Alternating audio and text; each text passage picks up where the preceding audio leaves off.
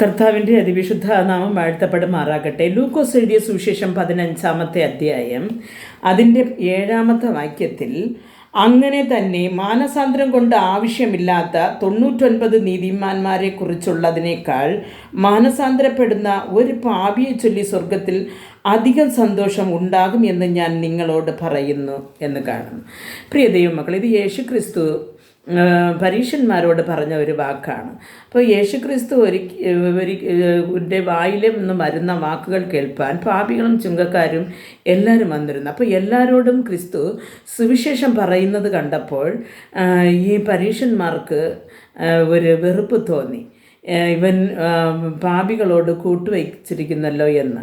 അപ്പോഴവർക്ക് ദൈവം അവർക്ക് മനസ്സിലാക്കത്തക്ക രീതിയിൽ ഒരു ഉപമ പറഞ്ഞു കൊടുക്കുവാൻ കർത്താവ് തീരുമാനിച്ചു. അങ്ങനെ പറയുകയാണ്, ഒരു മനുഷ്യന് 100 ആട് ഉണ്ടായിരുന്നാൽ 99 തൻ്റെ പക്കലുണ്ടായിരുന്നിട്ട് ഒരു ആടിനെ മാത്രം കാണാതെ പോയാൽ ആ ഒരു ആടിനെ അന്വേഷിച്ച് അത് കിട്ടുവോളം ആ മനുഷ്യൻ തിരഞ്ഞു നടക്കത്തില്ലയോ എന്ന് കേൾക്കുകയാണ്. അതേപോലെ തന്നെ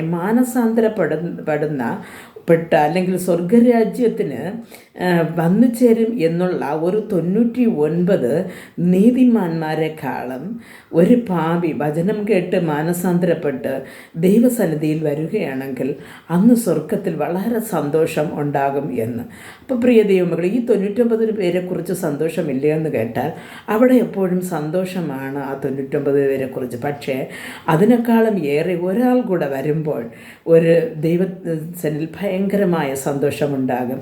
കർത്താവ് പറയും, ഒരു ആത്മാവിൻ്റെ വില എന്ന് പറയുന്നത് ഈ ലോകത്തിനേക്കാളും വിലപിടിപ്പുള്ളത് എന്ന് പറയുന്നു. പ്രിയ ദൈവ പൈതലെ, അങ്ങനെ ഈ ലോകത്തിനേക്കാളും വിലപിടിപ്പുള്ള നിങ്ങളുടെ ആത്മാവ് ഇന്ന് ദൈവത്തിൻ്റെ കരങ്ങളിൽ കൊടുക്കുകയാണെങ്കിൽ അത് സ്വർഗത്തിൽ എന്തുമാത്രം സന്തോഷം ഉണ്ടാകുമെന്ന് നിങ്ങൾ ചിന്തിച്ചു നോക്കണം. അതേപോലെ അത് മറ്റുമല്ല, നിങ്ങളുടെ ഒരു ആത്മാവിൻ്റെ വില എന്ന് പറയുന്നത് ഈ ലോകം മുഴുവനും നിങ്ങൾ ആദായപ്പെടുത്തുന്നതിനേക്കാളും വിലയാണ്.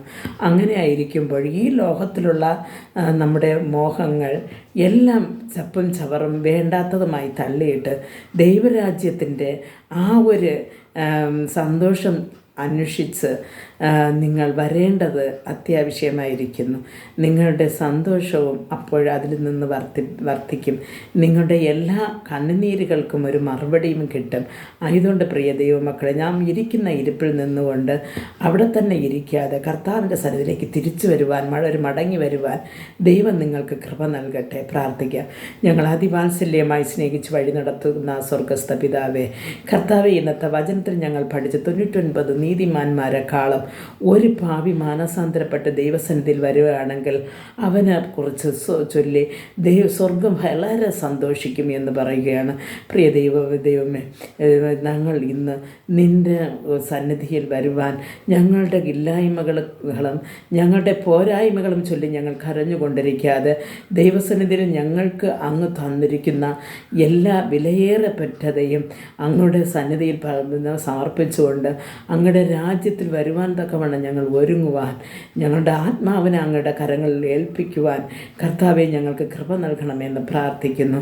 കർത്താവെ, ഈ സമയത്ത് കർത്താവെ, ആരൊക്കെ പ്രാർത്ഥിച്ചുകൊണ്ട് തങ്ങളുടെ ആത്മാക്കളെ അങ്ങയുടെ കരങ്ങൾ തരുന്നു അവരെ ദൈവമേ നീതിயின் പാതയിൽ നടത്തി അങ്ങയുടെ രാജ്യത്തിൽ വന്നു ചേരുവോളം നിൻ്റെ വലതുകരം പിടിച്ച് വഴി നടത്തണമെന്ന് പ്രാർത്ഥിക്കുന്നു.